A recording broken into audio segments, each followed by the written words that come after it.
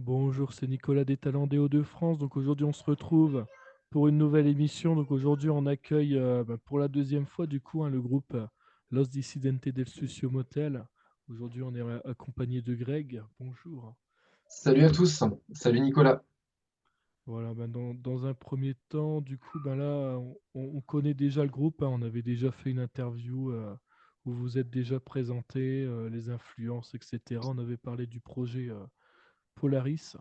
Donc là, on est là pour parler un peu de l'EP Breath. Donc un EP acoustique du coup avec des chansons, des compos que vous avez déjà réalisés du coup en rock, on va dire, hein, mais là du coup vous les faites en acoustique. Ouais, tout à fait, ça fait, c'est 5 reprises de compos électriques qu'on a réadaptées en acoustique. Ça faisait longtemps que ça nous trottait un petit peu dans la tête, de faire de l'acoustique. On avait déjà fait de l'acoustique par le passé, mais uniquement en live parce que c'est comme ça que ça se prêtait le plus à ce moment-là. Et puis, là, entre 2 albums électriques, on s'était dit: «Et pourquoi pas, prendre un petit peu de temps pour faire un truc qui nous trottait dans la tête depuis longtemps, quoi». Voilà, donc, on a décidé de se lancer dans cette aventure acoustique et puis voilà. D'accord. Qu'est-ce qui vous a inspiré justement à enregistrer l'EP justement là actuellement? Alors l'inspiration, on l'avait déjà parce que ce sont que des compos qu'on avait déjà donc, écrites. Mais c'était le pardon, c'était le on s'était dit que ce serait peut-être juste le bon moment pour sortir ça. Et donc, l'idée c'était, un petit peu de pas forcément en faire beaucoup, parce que, ça dure longtemps et ça peut demander, un petit peu trop de temps et donc, nous prendre un petit peu trop de temps par rapport aux autres projets qu'on avait. Donc on s'est dit qu'on allait un petit peu, balayer, toute la discographie des dissidents, depuis le début. Donc on a piqué un petit peu, une chanson à peu près dans chaque album, en gros, hein, pour avoir, un différent panel voilà, des différents albums qu'on avait enregistrés, durant plus de 10 ans, ouais. Et donc ça va de Soundtrack from the Motion Picture, jusqu'à Polaris, voilà. Donc de 2010 à 2021 et l'inspiration, on l'a plutôt eue, sur tout ce qui est, réadaptation. Voilà, le premier travail, ça a été de réadapter les chansons, c'est-à-dire pas faire comme l'original, mais juste en version acoustique. C'est, retravailler la structure, retravailler les adaptations, retravailler les couleurs, retravailler, je sais pas, des accords, retravailler aussi, les riffs qui sont, souvent écrits, en électrique et là, pour le défi pour les guitaristes, c'était de réadapter par exemple, les riffs, électriques en riffs acoustiques et donc ça demande, un autre doigté par exemple, une autre manière de les jouer, un autre accordage. Donc l'inspiration, elle a dû venir à ce moment-là, ouais, pour que ce soit pour réadapter le jeu, quoi. Voilà, au niveau de la batterie, c'était un petit peu plus simple. Heu, le gros du travail au niveau de la batterie, c'était surtout de pas trop en mettre, pour laisser plus de la place à tout ce qui était guitare, voix et puis ensuite à tous les arrangements qui ont été faits derrière, voilà. Le deuxième travail aussi, ça a été, l'enregistrement, mais bon ça j'imagine qu'on en parlera plus tard. Oui, Voilà. oui, oui, tout à fait. Alors, comment vous avez choisi justement les chansons qui figureront sur l'EP acoustique? Est-ce que vous avez choisi par rapport notamment peut-être au fait qu'ils étaient peut-être plus écoutés, enfin les plus écoutés par les fans du coup? Ou alors c'est vraiment pour se dire, voilà, celle-là, elle est peut-être plus facile à adapter en acoustique que les autres? Alors il y a eu de ça. Il y a eu, ce genre de discussion. Sur les plus connus, oui et non, en fait, Earthrise, tu vois, a beaucoup de vues sur YouTube, mais finalement, on ne l'a pas, on l'a pas gardé. Kraken aussi, qui est vraiment, un truc, qui est maintenant une sorte de passage obligatoire, qui est toujours cool, hein, à jouer en électrique, hein. mais Kraken, on l'a pas mis sur cette EP. Ce qu'on a fait donc, on a pioché, plusieurs morceaux dans tous les albums et puis ensuite, on a éliminé, au fur et à mesure, en essayant d'obtenir le la plus grande, diversité, en fait, de types de chansons, au sein des 5 chansons. On voulait de toute façon 5 ou 6 chansons pour avoir quelque chose de court, donc pas un vrai album, donc c'est vrai, on parle vraiment de d'EP, quoi. Et puis, ben, voilà, la première qui est venue, c'était, Blood Planet Child, qui était sur Polaris. Sur Polaris, il y a eu quoi? Il y a eu encore, ouais, OK, il y en a 3 de qui sont sur Polaris. Il y a The Plague, il y a Horizon et il y a, Blood Planet Child. Voilà. The Plague, ce qui était cool, c'était d'avoir ce début acoustique. Alors je ne vais pas spoiler forcément pour les gens qui ont pas forcément écouté l'EP, mais voilà, ça commence en acoustique et puis après ça va charger un petit peu plus en instruments et cetera et en intensité. Horizon, c'est complètement l'inverse. C'est la version très épurée. C'est la version la plus épurée, ou la chanson la plus épurée en tout cas, sur l'EP et c'est bien d'avoir ce genre de chanson parce que alors déjà ça rapporte une autre émotion, et donc quand je parle de diversité de types de chansons, c'est aussi ça, quoi. C'est-à-dire avoir des chansons qui sont très arrangées, il y en a d'autres beaucoup moins, voilà. Horizon, c'était ce cas-là, quoi. Il y en a peu, il y a encore des arrangements, mais il y en a peu, en fait. Il y a beaucoup de voix et de guitare, bon après on pourra passer si tu veux après tous les arrangements en compte, hein, mais il y a eu pas mal de choses.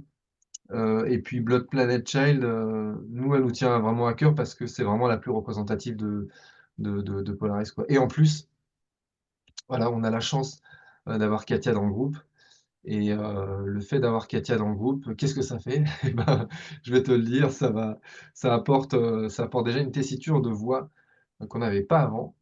Donc ce qui fait que ça a totalement, changé et en plus enrichi, le spectre vocal et en plus Katia, elle a apporté, du piano et en plus du violoncelle et sur Blood Planet Child, tu l'écouteras en fait, il y a une très, très belle partie de violoncelle, voilà, qu'a fait Katia.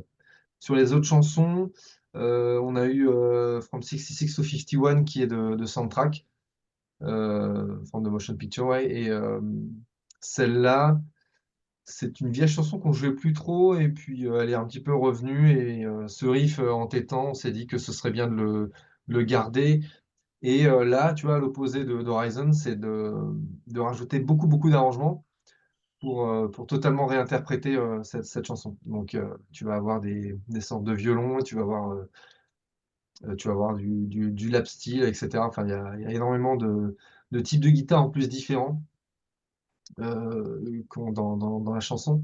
Donc là, voilà, c'était totalement réinterpréter la chanson, que ce soit dans la structure et puis dans les couleurs et puis, avec, l'orchestre philharmonique qui arrive à la fin, quoi. Voilà et puis, ensuite, qu'est-ce qu'on avait encore comme chanson? Donc The Play Horizon. Il restait Z. Z qui vient de l'album Arcane, qui était sorti en 2013. Ouais, pourquoi Z? Pourquoi pas Kraken? Ouais, c'est une bonne question sur comment est venu ce choix, je me rappelle plus trop, mais je sais juste que, il y avait cette envie aussi de changer d'ambiance, en fait, sur cette chanson. Voilà.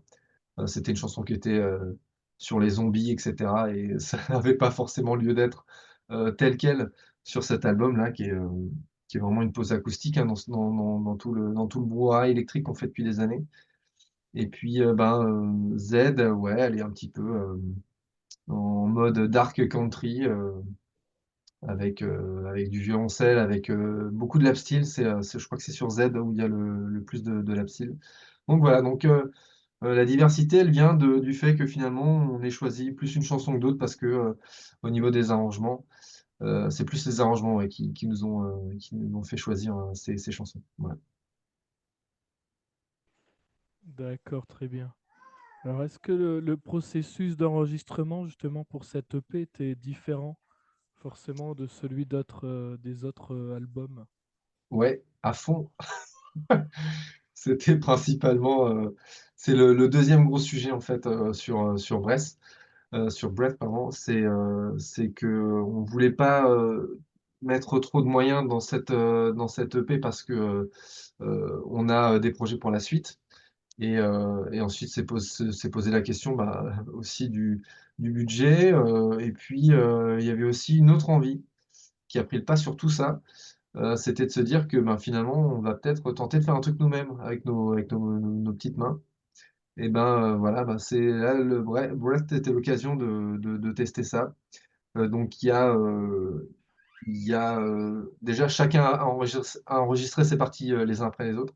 On a commencé par, quelques parties de guitare, beaucoup de batterie et puis ensuite se sont rajoutées d'autres guitares, violoncelle, voix, et puis les autres arrangements, comme les percussions, le lap steel, et cetera et cetera.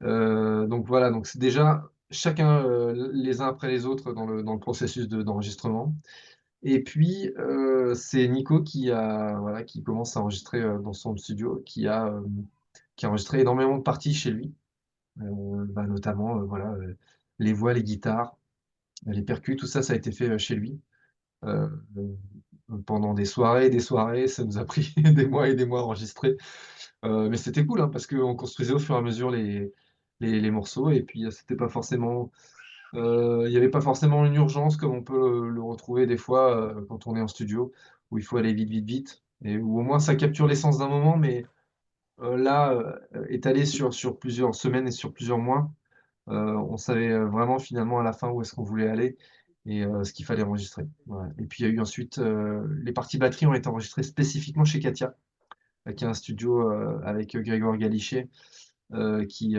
enregistre très bien les batteries et moi j'ai pris un pied, de ouf.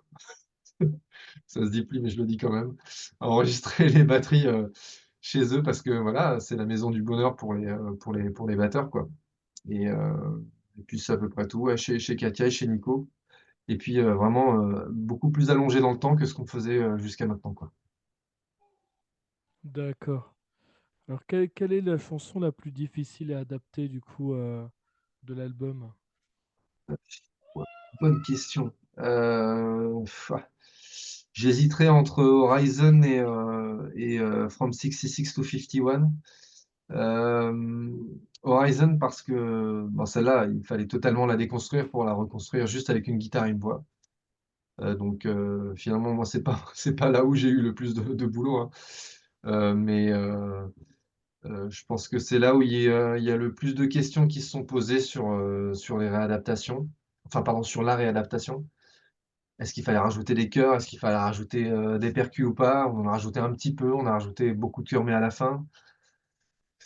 Ouais, donc je pense que c'est sur Horizon que ça s'est le plus joué, quoi. Après, il faut également dire que, le nombre de cordes qui ont été enregistrées sur 66 a été, très important, donc c'est peut-être là je pense que c'est peut-être sur 66 où ça a été le plus long à enregistrer, voilà. D'accord. Et du coup, quelle est ta chanson préférée de l'album, du coup, toi? Ma chanson perso? Ouais. Hem, je t'aurais dit The Plague au début, parce que je la trouve très, très catchy, mais finalement après, encore des mois et des mois d'écoute, From 66 to 51, je trouve qu'elle a une 2e vie qui arrive avec Breath. Vraiment l'adaptation, enfin la réadaptation et les arrangements sur 66 sont vraiment cool, changent complètement la chanson. Et ouais, voilà. Maintenant la chanson que j'aime le plus sur cette EP, c'est From 66 to 51.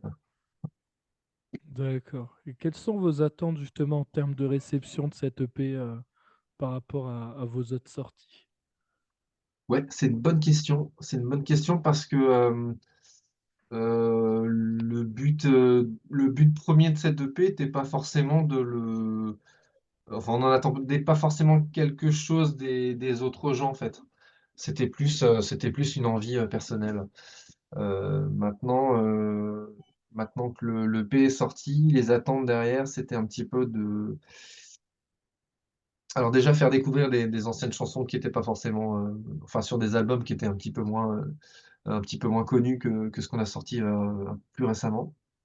Donc là, j'espère que s'il y a des gens qui m'écoutent, qui réécoutent un petit peu, From 66 to 51 sur le premier album, hein, sur Soundtrack.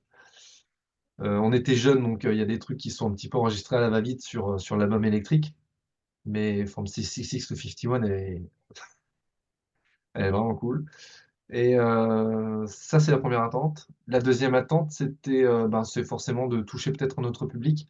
Heu, bah, je te prends l'exemple de ma mère.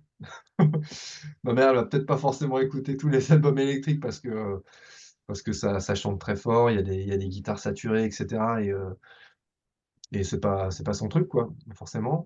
Mais là, pour le coup, sur Breath, c'est un peu plus calme, un peu plus posé.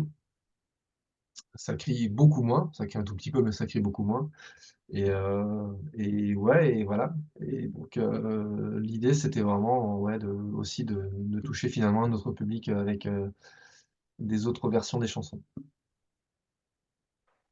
D'accord. Et du coup, est-ce que cette EP acoustique vous a donné envie d'explorer un peu davantage, à l'avenir, d'autres EP acoustiques? Je suis mitigé là-dessus, parce que, je pense que ça pourrait être, facilement, réalisable techniquement. Maintenant, en fait, on pourrait enfin, réarranger, et reprendre, d'autres chansons effectivement sur ce principe-là. Je pense que cette idée est vraiment pas du tout écartée, mais mais pas là dans l'immédiat, quoi. Là, on a vraiment envie de faire autre chose que de l'acoustique parce que, voilà, là, la sortie, se fait là depuis quelques mois et puis, ben, on a envie peut-être de voir autre chose. Hem, C'était quoi la question de nouveau? C'était sur les attentes? Non, c'est pas sur les attentes, attends. Non, c'était pour, est-ce que ça vous a donné justement envie de refaire justement un EP à l'avenir? Je pense que oui, mais vraiment pas tout de suite, voilà. Je reviens sur ce que j'ai dit, là, OK. c'était cool cette respiration là entre 2 albums, mais on a un petit peu envie de retourner à quelque chose d'un peu plus costaud. Mais l'expérience est cool, hein, vraiment. C'est ça nous a, poussés dans des retranchements, de méthodes d'enregistrement, de composition et cetera qu'on n'avait pas forcément, sur ce genre d'exercice en plus. D'accord. Et quels sont du coup vos projets futurs après cette sortie, de l'EP acoustique, hein, qu'on peut retrouver d'ailleurs, dès maintenant? Est-ce que vous envisagez de faire des concerts, des tournées, pour promouvoir cet album acoustique? Ou alors on repart sur un nouvel album et après seulement du coup il y aura une tournée, pour le prochain album du coup? Ouais, il y a pas de dates qui sont finalement tombées sur en lien avec cet album, enfin cet EP, acoustique. On a un projet de jouer ces chansons en live, en acoustique, mais pas juste comme ça, à reprendre, on va dire, simplement, ce qui a été enregistré, sur le disque. Hem, on est en on a envie de faire un je peux pas le dévoiler en fait parce que parce que c'est pas encore acté, mais on aimerait bien, voilà, faire une version avec, bien plus de chanteurs, pour, voilà, apporter quelque chose de vraiment, très neuf et d'assez innovant en fait et pas juste, rejouer ces chansons, comme, uniquement sur le disque. Donc ça, c'est un projet qu'on a commencé à lancer et qui, je pense, verra le jour en 2025. Parce que ça met beaucoup de temps,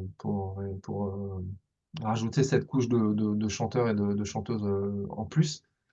Donc a priori, il va pas y avoir de tournée acoustique, liée à Breath.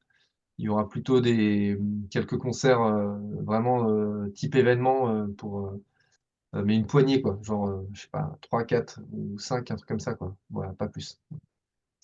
Et là, en ce moment, il y a pas on fait pas de concert parce qu'on est en pleine composition du prochain album électrique. Voilà. D'accord, très bien. Et du coup, on prépare quand même quelque chose d'acoustique avec d'autres chanteurs, hein, d'après ce que j'ai compris. Ouais, Donc ça va être tiré un peu même influence que Sapiens, par exemple, pour les membres qui sont dans le groupe, hein, qu'ils ont monté hem, Sapiens. non, ouais, non, c'est pas ce sera pas un enregistrement en fait, ce sera plus du live. Ce sera plus du Oui, live, voilà. C'est quelque chose mais qui on est à peu près sur la même idée, quoi. Du coup, on va prendre des chanteurs de la scène actuelle un peu pour faire une collaboration, quoi, on va dire, entre guillemets, quoi. non, c'est pas ça. Ah Allez, non? je le balance même si c'est pas du tout acté, c'est pas du tout écrit et cetera. On aimerait bien, voilà, faire ces chansons de Breath, et éventuellement d'autres aussi, avec une chorale. Avec une grande chorale de voilà, d'une quinzaine ou d'une vingtaine de choristes, pour voilà, pour pas, juste faire une version acoustique, mais version acoustique plus chorale, quoi. Voilà, ça c'est le projet. Est-ce qu'on va y arriver? J'espère que oui.